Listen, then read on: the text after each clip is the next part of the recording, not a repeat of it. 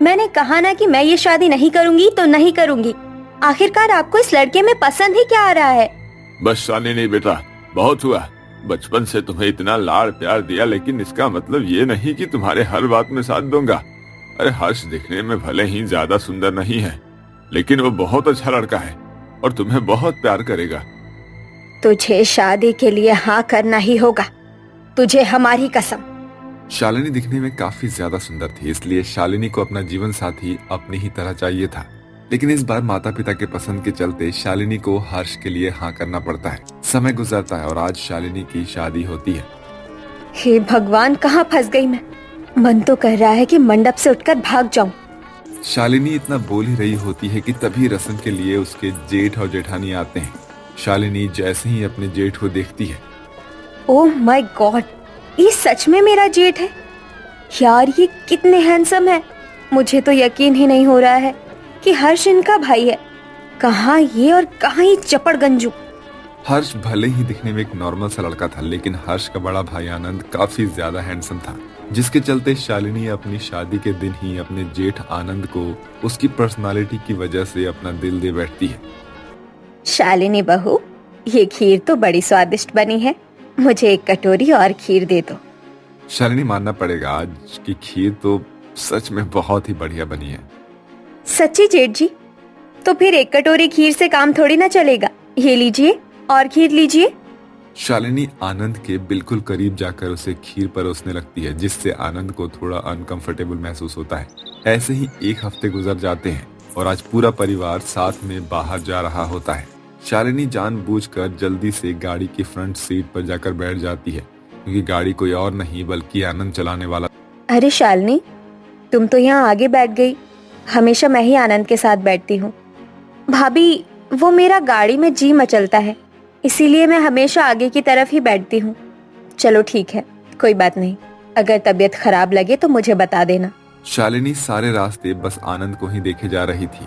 थोड़ी देर में वो सभी पहाड़ों और नदी से घिरी हुई एक सुंदर सी जगह पर पहुंच जाते हैं। अरे ये क्या जेठ जी, हम जब से यहाँ आए हैं तब से आप नदी और पहाड़ों की फोटो ले रहे हैं। चलिए ना, हम साथ में सेल्फी लेते हैं। शालिनी सेल्फी लेने के बहाने आनंद के बिल्कुल करीब जाकर खड़ी हो जाती है। आखिरकार कब तक मुझसे यूं दूर रहोगे? कभी ना कभी तो मेरे पास आओगे, आना ही होगा। शालिनी अब हमेशा कोई ना कोई बहाना बनाकर अपने जेठ जेठानी के कमरे में चले जाया करती थी।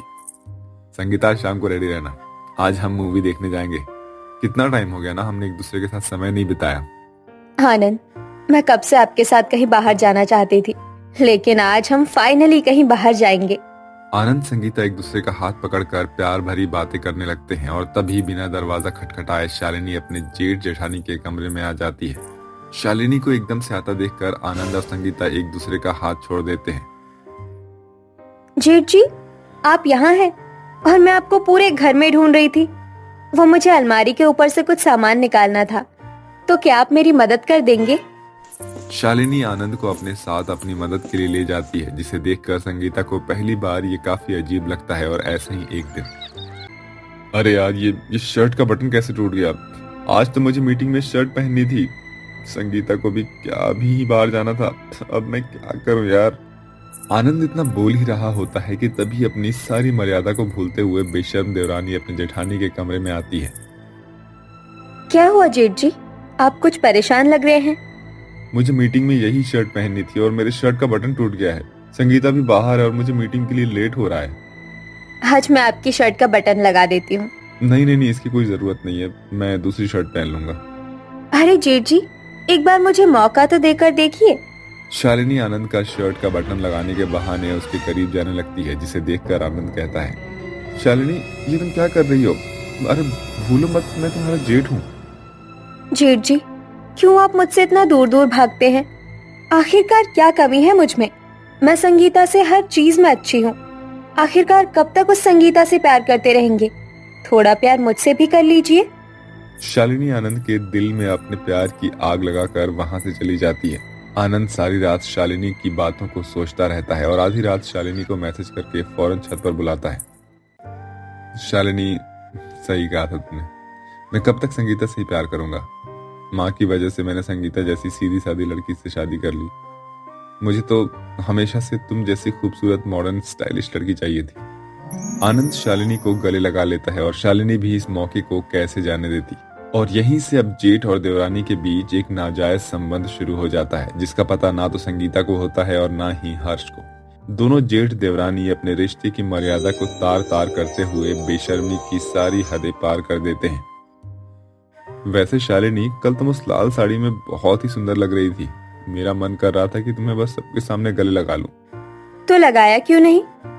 शालिनी आनंद के साथ कमरे में बैठकर बात कर रही होती है कि तभी वहां शालिनी की जेठानी संगीता आ जाती है। अपने कमरे में अपनी देवरानी और पति को इस तरह से बात करता देखकर संगीता को काफी हैरानी होती है। अरे आनंद, शालिनी, तुम दोनों क्या बात कर रहे हो?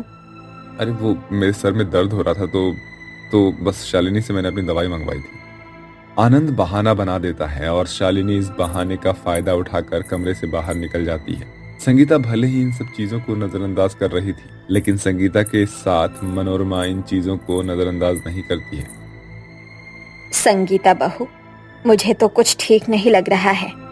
शालिनी आधे से ज्यादा दिन तो तुम्हारे कमरे में रहती है। आनंद और शालिनी के बीच में भी अब काफी ज्यादा बातें होने लग गई है। कल तो शालिनी आनंद को लेकर शॉपिंग के लिए गई थी। माँ जी, आप ज्यादा सोच रही हैं।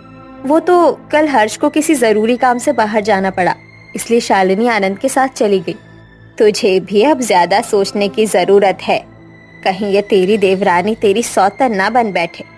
मनोरमा की ये बात कहीं न कहीं संगीता के दिल और दिमाग में बैठ जाती है और अब धीरे धीरे संगीता भी ये नोटिस करने लगती है कि शालिनी हर वक्त आनंद के साथ रहती है। आनंद भी छोटे बड़े कामों के लिए शालिनी को ही कहने लगा था, जिसके चलते संगीता को बहुत बुरा लगता है। ऐसे ही समय गुजरता है और एक दिन, अरे शालिनी क्या कर रही हो, कोई देख लेगा। कोई भी नहीं है घर में, सब बाहर गए हैं। आज हम खुलकर अच्छे से रोमांस करेंगे।